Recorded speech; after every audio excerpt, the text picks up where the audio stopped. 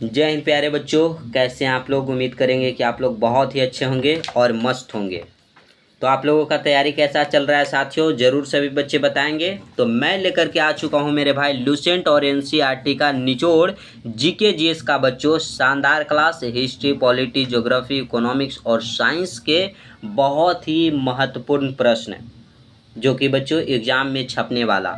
और ये क्लास बच्चों बिहार वाले बच्चों के लिए है। मद्य निषेध बच्चों एंड बिहार पुलिस वाले बच्चों के लिए है ये क्लास। तो पर्सनली वो बच्चे देख सकते हैं और सभी जनरल कंपटीशन के सभी बच्चे देख सकते हैं, क्योंकि जीके जी सभी एग्जामों में कंपलसरी है बच्चों। तो लेकर के आ चुके हैं आपके सामने लुसेंट सामान्य ज्ञान क्लास नंबर बच्चों 11। इसके पहले हमने 10 क्लास चला रखा है। आप सभी बच्चे क्लास नहीं किए हैं तो रेगुलर का क्लास कीजिए बच्चों, बहुत ही फ़ायदे होने वाले हैं आप सभी के जीवन में। तो आज ही रट लो हूबहू छपने वाला प्रश्न लाया हूँ। PYQ लाया हूँ बच्चों, बिहार पुलिस का PYQ, मद्य निषेध का PYQ, SSC का बच्चों, अदर एग्ज़ामों का अलग अलग कई एग्ज़ामों का PYQ लेकर के आए हैं जो पिछले वर्ष पूछे गए हैं। तो इतना काम आप सभी बच्चे ज़रूर करेंगे। सेशन अच्छा लगे तो लाइक कर दीजिएगा बच्चों, अपने दोस्तों के पास शेयर कर दीजिएगा। ज़्यादा से ज़्यादा बच्चों के पास शेयर करेंगे। सभी बच्चे चैनल को, जो भी बच्चे सब्सक्राइब नहीं किए हैं वो चैनल को सब्सक्राइब करके घंटी को दबाकर मेरे भाई ऑल पे सेट कर लीजिएगा, ताकि डेली के क्लास का साथियों नोटिफिकेशन मिल सके और आप सही समय से डेली क्लास अटेंड कर सकेंगे। तो चलिएगा मेरे भाई स्टार्ट करेंगे। इस सेशन का पहला प्रश्न है, पहला है देखिएगा, लुसेंट का वन लाइनर प्रश्न है। 1857 ईस्वी में विद्रोह में किसने अपना बलिदान सबसे पहले दिया। देखिए 1857 की क्रांति के बारे में बच्चों हम कुछ बातें बताएंगे, वो आप ध्यान रखिएगा, एग्जाम में आते हैं। 1857 की क्रांति जिसे सिपाही विद्रोह कहते हैं, सिपाही बच्चों विद्रोह कहा जाता है, ये जानते हैं ना। एग्जाम में ये भी दे दिया जाए सिपाही विद्रोह कब हुआ, तो ये बच्चों 1857 ईस्वी में हुआ, जिसे हम 1857 के विद्रोह के नाम से जानते हैं। इसकी बच्चों शुरुआत कहाँ से हुई है, शुरुआत कहाँ से हुई है ये आप बताइएगा। तो देखिएगा बच्चों, मेरठ यूपी में पड़ता है। मेरठ कहाँ पड़ता है मेरे भाई, यूपी यानी उत्तर प्रदेश की एक जगह है मेरठ, यहीं से इसकी शुरुआत होती है। अगर कब की बात कर दिया जाए तो 10 मई को, 10 मई 1857 ईस्वी में उत्तर प्रदेश के मेरठ नामक जगह से 1857 के विद्रोह का शुरुआत हुआ था। और सबसे पहले बलिदान दिए थे हमारे देश के वीर जवान मंगल पांडे ने। मंगल पांडे ने दिया बच्चों। इसका नेतृत्व अलग अलग जगहों से अलग अलग लोगों ने किया।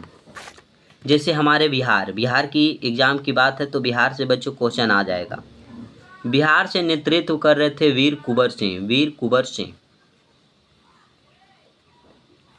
कुंवर सिंह जो हैं, इन्होंने बिहार से नेतृत्व किए और इनकी एक हाथ में गोली लग गई थी। इस बच्चों विद्रोह में उनके एक हाथ में गोली लगी थी।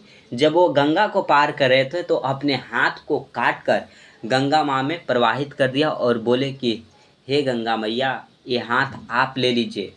लेकिन एक ही हाथ से वो नेतृत्व करते रहे, सेनाओं का नेतृत्व करते रहे बच्चों और युद्ध लड़ते रहे। ये थे हमारे वीर जवान वीर कुंवर सिंह, हमारे बिहार के थे। ठीक है, इतना नोट कीजिएगा। झांसी से पूछ दिया जाए बच्चों कि झांसी से इसका नेतृत्व कौन कर रही थी, तो ये आपने एक महिला की नाम सुनी होगी, झांसी की रानी लक्ष्मीबाई। लक्ष्मीबाई जो थी वो झांसी की रानी, इन्होंने झांसी से नेतृत्व किया था। इस क्रांति का अगर चिन्ह पूछ दिया जाए, एग्जाम में चिन्ह पूछ दिया जाता है कि क्या था, तो कमल और रोटी था। कमल एंड बच्चों क्या था, रोटी जो था इस क्रांति का चिन्ह था। ठीक है, क्लियर है बच्चों, बताइएगा यहाँ तक। अगले प्रश्न की ओर आपको ले चलेंगे। तो बिहार के बच्चे फटाफट से जुड़ जाइएगा और क्लास को भरपूर देखिएगा और पूरा देखिएगा बच्चों, सेशन को छोड़िएगा मत, आधे पर नहीं छोड़ना है। माउंट एवरेस्ट पर 2 बार चढ़ने वाली पहली महिला कौन थी?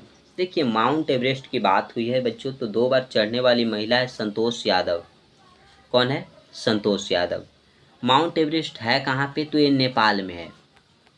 नेपाल में बच्चों ये विश्व की सबसे ऊंची चोटी भी है। विश्व की सबसे ऊंची चोटी अगर पूछ दिया जाए, विश्व की बच्चों सबसे ऊंची चोटी कौन सी है? तो माउंट एवरेस्ट हो जाता है। इसकी ऊंचाई कितनी है बच्चों? तो 8848 मीटर। कहीं कहीं आपको देखा जाएगा, वैज्ञानिकों ने अनुमान लगाया कि माउंट एवरेस्ट की ऊंचाई 2 मीटर बढ़ चुकी है, तो 8800 बच्चों इसका 50 मीटर कहीं कहीं आपको देखने को मिलेगा। तो ऑप्शन देखना है, 48 है या 50 है। 48 रहेगा तो 48 लगाना है, 50 रहेगा बच्चों तो 50 लगाना है। माउंट एवरेस्ट को नेपाल में, देखिए नेपाल में, भारत में माउंट एवरेस्ट कहा जाता है, लेकिन इसी को नेपाल में क्या कहा जाता है? तो सागर माथा कहा जाता है। सागर माथा। अच्छा बच्चों एक बात हमें बताइएगा, ये तो विश्व की सबसे ऊंची चोटी है। भारत की अगर सबसे ऊंची चोटी पूछा जाए तो आप क्या बताइएगा? इतना नोट कर लिए। अब बताइएगा भारत के सबसे ऊंची चोटी। फिर बच्चों हिमालय में स्थित भारत की सबसे ऊंची चोटी। ये 2 प्रश्न बताइए, दोनों का आंसर अलग है। अगर बच्चों भारत की खाली पूछ दिया जाए कि भारत की सबसे ऊंची चोटी, तो K2 यानी कि गाडवीन आस्टीन। लेकिन हिमालय में स्थित भारत की सबसे ऊंची चोटी कौन सी हो जाएगी? तो कंचनजंगा हो जाएगा। कंचनजंगा हो जाएगा। ये बात को याद रखिएगा, ये भी बात याद रखिएगा बच्चों। विश्व की दूसरी सबसे ऊंची चोटी, सेकंड सबसे ऊंची चोटी कौन हो जाता है? तो हो जाता है बच्चों K2 गाडवीन आस्टीन। पहली ऊंची चोटी माउंट एवरेस्ट। लेकिन भारत की सबसे ऊंची चोटी K2 गाडवीन आस्टीन हो जाता है। अगर तीसरी सबसे ऊंची चोटी पूछ दिया जाए बच्चों की थर्ड सबसे, विश्व की तीसरी सबसे ऊंची चोटी, तो कंचनजंगा हो जाता है। इसे भी आप लोग नोट कीजिएगा। अगला प्रश्न आपके सामने है, देखिएगा। स्वामी दयानंद सरस्वती का मूल नाम, स्वामी जो दयानंद सरस्वती थे बच्चों, उनका मूल नाम क्या था? ये आपको बताना है। तो ये मूल शंकर इनका मूल नाम था, स्वामी दयानंद सरस्वती। अब इनके बारे में जानते हैं बच्चों। इन्होंने आर्य समाज की स्थापना की।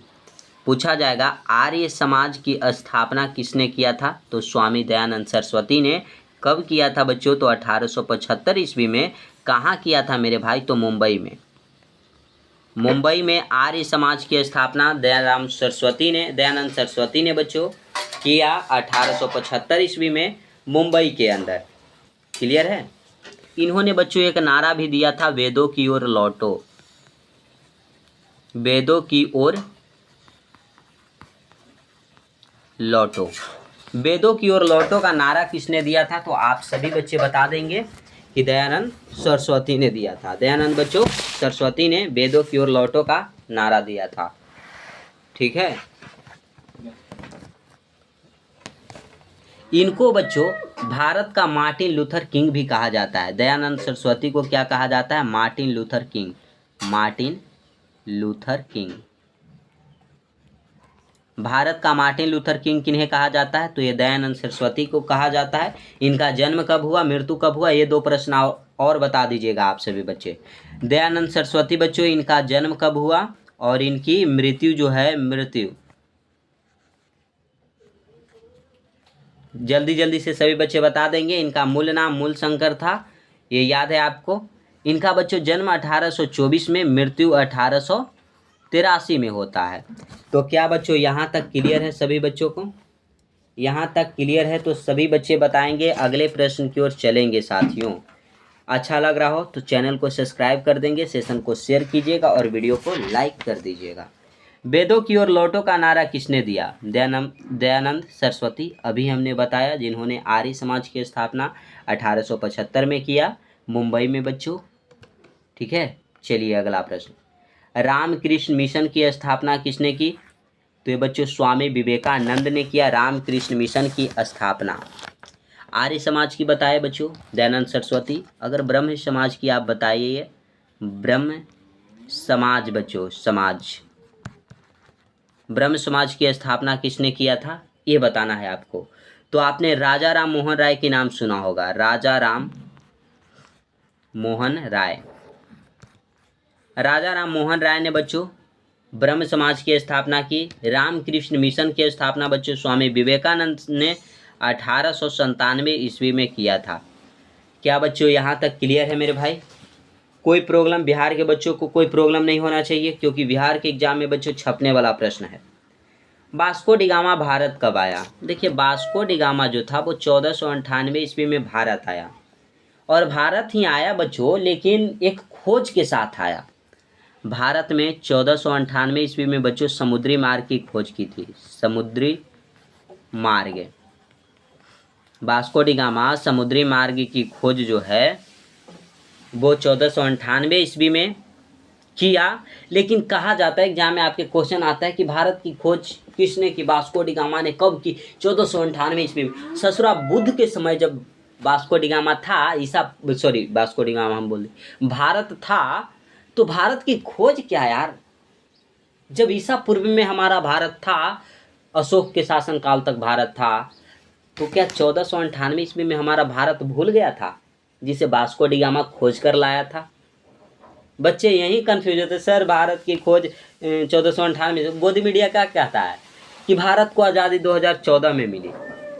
तो हमारे गांधी जी बेकार के ना लड़ रहे थे अंग्रेज से 1947 में, बेकार के ना हमारे देश को आज़ाद कराए थे, और अंधभक्त मानता भी है।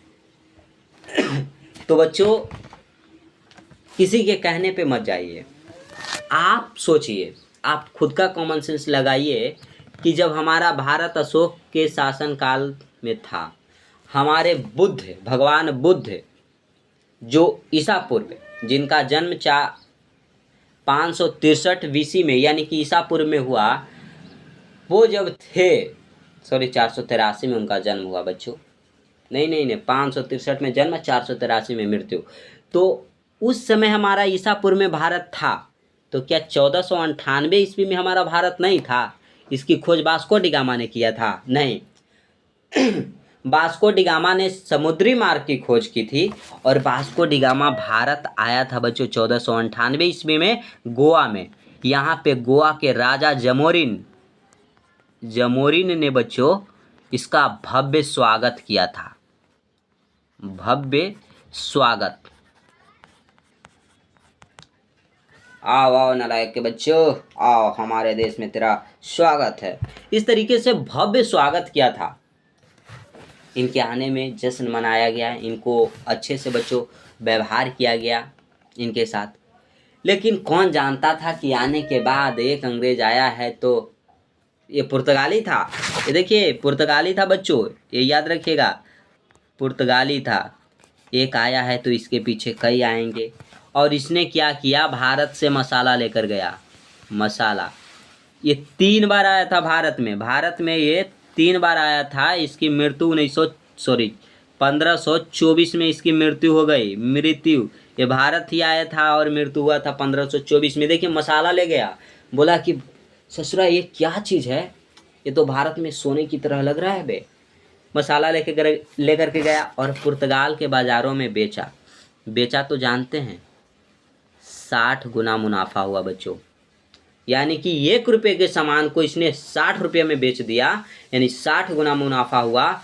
और ये बात पुर्तगाल के बाज़ारों में तेज़ी से फैल गया कि जानते हो वास्को डिगामा भारत से मसाला लाया, और बहुत ही शानदार इसका टेस्ट था, और यहाँ पे इतना महंगा बिका। यानी कि हमें भी भारत जाना चाहिए और मसाला लाना चाहिए। हमारे मसाला को ढो करके लेकर के पुर्तगाल चला गया।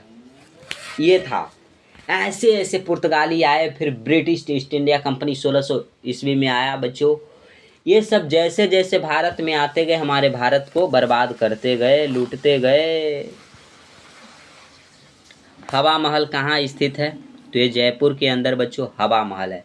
पिंक सिटी, पिंक सिटी बच्चों, पिंक सिटी जानते हैं? गुलाबी शहर के नाम से किसे जाना जाता है? जयपुर को जाना जाता है। किसे बच्चों? जयपुर को जाना जाता है। और ये हवा महल जिसका निर्माण किसने करवाया, हम निर्माण की चर्चा करेंगे बच्चों, क्योंकि एग्जाम में ये भी आता है कि निर्माण किसने करवाया था। तो महाराजा सवाई प्रताप सिंह ने। किसने बच्चों? महाराजा सवाई प्रताप सिंह, महाराजा सवाई प्रताप सिंह ने बच्चों हवा महल की निर्माण करवाई थी 1799 ईस्वी में। 1700 मेरे भाई 99 ईस्वी में। भारत का बच्चों अगला अगला अगला सॉरी सिखों का प्रमुख त्योहार कौन सा था? देखिए सिखों का प्रमुख त्योहार बच्चों बैसाखी था। सिखों के कितने गुरु हुए बच्चों? 10 गुरु हुए। ठीक है, क्लियर है? सिखों के 5th गुरु कौन थे? 5वें गुरु कौन थे बच्चों? अगर सिखों के गुरु के बारे में चर्चा किया जाए ना, हम 10 गुरु बच्चों आपको 10 का नाम लिखा सकते हैं। सिखों के पहले गुरु कौन थे? पहले बच्चों इतना नोट कीजिएगा, सिखों के प्रमुख कितने गुरु थे? फर्स्ट बताइएगा, फिर सेकंड बताइएगा बच्चों, फिर 4th बताइएगा और फिर 5th बताइएगा। हैं, 3rd नहीं लिखा यार, 4th बताइएगा, इतना बताइए। देखिए जो गुरु नानक थे बच्चों, गुरु नानक जी वो सिखों के पहले गुरु हुए। सेकंड गुरु गुरु अंगद देव, अंगद बच्चों अंगद देव जी जो कि सेकंड गुरु हुए। 3rd गुरु बच्चों अमरदास हुए, गुरु अमरदास। सभी के स्टार्टिंग में बच्चों गुरु लगा लीजिएगा। फिर हुए इनका पुत्र रामदास, रामदास हुए बच्चों। रामदास के बाद इनके पुत्र 5th में हुए अर्जुन देव, अर्जुन देव जी। ठीक है, ये बच्चों 5 गुरु आप याद रखिएगा। एग्जाम में आता नहीं है उतना, लेकिन रेलवे में बच्चों डायरेक्टली पूछ देता है सिखों के 5वें गुरु कौन थे, सिखों के दूसरे गुरु कौन थे। तो रेलवे वाले बच्चों के लिए एकदम बच्चों हूबहू प्रश्न छपेंगे।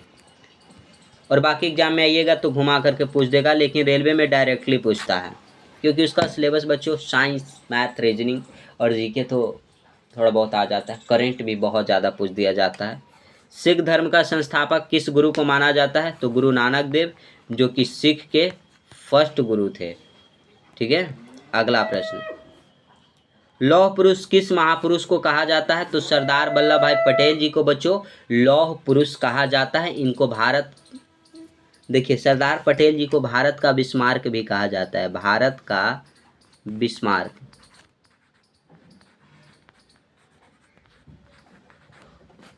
भारत का बिस्मार्क कहा जाता है सरदार वल्लभ भाई पटेल जी को। इनको सरदार की उपाधि बच्चों किसने दिया था? तो बारदोली की महिलाओं के द्वारा, गांधी जी के द्वारा दिया गया था। ठीक है, अगला प्रश्न, अगला आता है, दिल्ली स्थित लाल बहादुर शास्त्री की समाधि स्थल का नाम क्या है बच्चों? विजय घाट। इनका जयंती कब मनाया जाता है? 2 अक्टूबर को मनाया जाता है। गांधी जयंती भी और लाल बहादुर शास्त्री जयंती भी याद रखिएगा। इनके समाधि स्थल को विजय घाट कहा जाता है। नेक्स्ट आ जाता है, महाभारत के रचयिता कौन है? तो महर्षि बच्चों वेद व्यास जी, जिन्होंने महाभारत की रचना की है। अगर रामायण की बात किया जाए बच्चों, रामायण की रचना किसने किया? तो महर्षि वाल्मीकि, वाल्मीकि जी बच्चों, जिन्होंने रामायण लिखा। क्लियर है? आगे चलिएगा। अगला प्रश्न आता है बच्चों, जय जवान जय किसान का नारा किसने दिया? तो लाल बहादुर शास्त्री जी ने बच्चों जय जवान जय किसान का नारा दिया, जिनको शांति पुरुष कहा जाता था। शांति पुरुष, शांति पुरुष कहा जाता था बच्चों किनको? लाल बहादुर शास्त्री। इनकी जयंती 2 अक्टूबर को मनाई जाती है और इसी दिन गांधी जयंती भी मनाई जाती है। इन्होंने जय जवान जय किसान का नारा भी दिया। ठीक है ना, क्लियर है बच्चा? आगे चलिएगा। अर्थशास्त्र नामक पुस्तक किसने लिखी? तो चाणक्य यानी कि कौटिल्य ने बच्चों अर्थशास्त्र नामक पुस्तक को लिखे थे। संविधान सभा का प्रारूप समिति के अध्यक्ष कौन थे? डॉक्टर राजेंद्र प्रसाद। प्रारूप समिति के अध्यक्ष। आपको कंफ्यूज लग रहा है? हमें तो कंफ्यूज लग रहा है यार। प्रारूप समिति के अध्यक्ष राजेंद्र प्रसाद नहीं, भीमराव अंबेडकर हैं। भीमराव अंबेडकर बच्चों, अंबेडकर जो हैं ये प्रारूप समिति के अध्यक्ष हैं। इनको संविधान का जनक कहा जाता है, ये जनक हैं। अब राजेंद्र प्रसाद को पूछा जाए बच्चों तो भारत के फर्स्ट राष्ट्रपति अगर प्रेसिडेंट पूछ दिया जाए तो राजेंद्र प्रसाद हो जाते हैं, ठीक है। इनको देश रत्न के नाम से जाना जाता है, देश रत्न के नाम से बच्चों जाना जाता है। बिहार गांधी अगर पूछ दिया जाए कि बिहार गांधी किन्हें कहा जाता है तो डॉक्टर राजेंद्र प्रसाद को कहा जाता है। क्लियर है मेरे भाई? चलिएगा अगला प्रश्न। विश्व रेड क्रॉस दिवस कब मनाई जाती है? तो 8 मई को मनाई जाती है बच्चों। इसकी स्थापना 8 मई को हुआ है। 8 मई 1863 ईस्वी में विश्व रेड क्रॉस की स्थापना हुई है। दिवस 8 मई को मनाया जाता है। इसका जो हेड क्वार्टर है, हेड क्वार्टर ये जानिएगा जेनेवा में है। और जेनेवा में बच्चों किसकी हेड क्वार्टर है? WTO की, WHO की, ये सभी का हेड क्वार्टर जेनेवा में ही है। तो बच्चों आज की सेशन को हम यहीं पे रोकेंगे। सेशन कैसा लगा सभी बच्चे कमेंट बॉक्स में कमेंट कर दीजिएगा। आगे के सेशन बच्चों आपको शाम के क्लास में मिलेंगे, तो कमेंट कर दीजिएगा। सेशन अच्छा लगे बच्चों तो लाइक करेंगे, अपने दोस्तों के पास शेयर करना नहीं भूलिएगा। चैनल को सभी बच्चे जल्दी जल्दी से सब्सक्राइब करके और बच्चों जुड़ जाइएगा। घंटी को दबाकर ऑल पे सेट कर लीजिएगा ताकि डेली के क्लास का आपको नोटिफिकेशन मिले और आप बच्चों डेली के क्लास में अटेंड कर सकेंगे। तो आज के लिए बस इतना ही रखेंगे। जय हिंद, वंदे मातरम साथियों।